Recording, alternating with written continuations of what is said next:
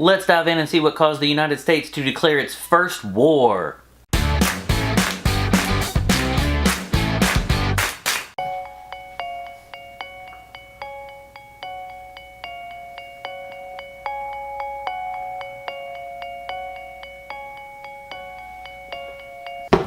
Welcome to Learning Stuff with Sprayberry, where we make social studies fun, easy, and educational. We're taking a look at the War of 1812, or America's Second Revolutionary War.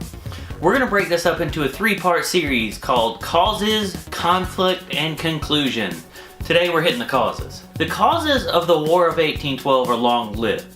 Some date all the way back to the formation of the United States after the Revolutionary War. England obviously had some resentment towards the US because we broke ties with them. This breaking away dealt some financial damage to the country.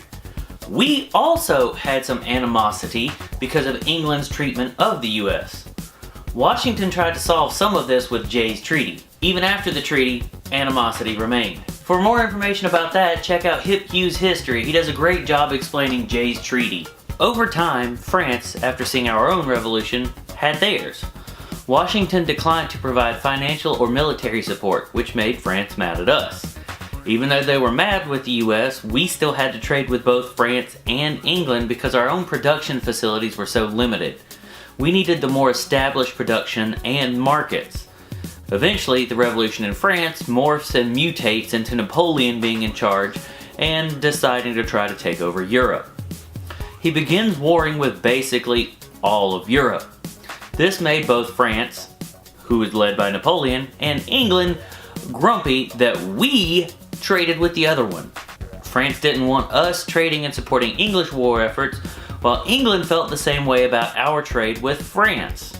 To make matters worse, the Louisiana Purchase gave the US a doubled country, with the side effect of giving Napoleon an influx of cash to keep fighting in Europe. Naturally, English anger at America grew. England began coming up with policies to try and put an end to our trade with France. To limit trade and ratchet up pressure on the US, England began the policy of impressment.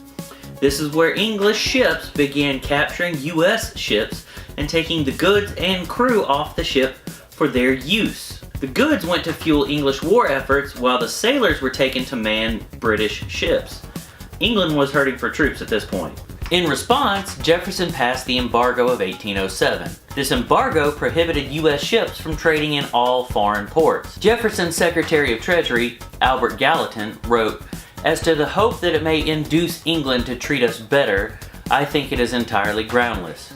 Government prohibitions do always more mischief than had been calculated." He was right.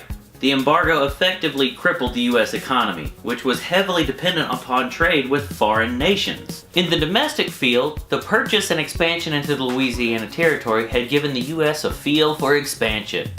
We wanted more land. The anger towards the English treatment of the United States helped aim that land grab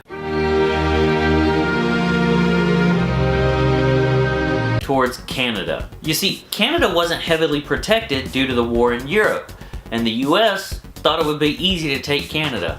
Making the choice easier was the fact that many Americans believed incorrectly that Canada would just walk into open arms and into the US. The Louisiana Purchase had yet another unintended consequence. Americans were spreading further into land that was used by Native Americans. Naturally, this is going to lead to conflict between the two sides. A conflict which England was happy to exploit. England began sending armaments to the Native Americans to help in their fight against the United States. Many Native American tribes were suddenly armed well enough to put up a good fight. All of these individual small aggravations piled together to create the perfect storm. On June 1st of 1812, President Madison sent a letter to Congress detailing all the transgressions England had committed against the people of the United States. This letter did not directly ask for a declaration of war, but after 4 days of deliberation, war was declared with 61% of Congress in favor. Alright, it's question of the day time. If you were going to place blame for the instigation of this war, who would you put it on, and why? Let me know down in the comments. Now it's time for Subscriber of the Week. This week I want to send out a very special thank you to Fluffy Rainbows for subscribing. Keep on watching, Fluffy Rainbows. If you like what you saw, click like. If you want to see more content, click subscribe. And if you want to get notified about content, click the bell. Check out all my social media handles to see what's coming up behind the scenes. And as always, thanks for watching Learning with Sprayberry, where we make social studies fun, easy, and educational.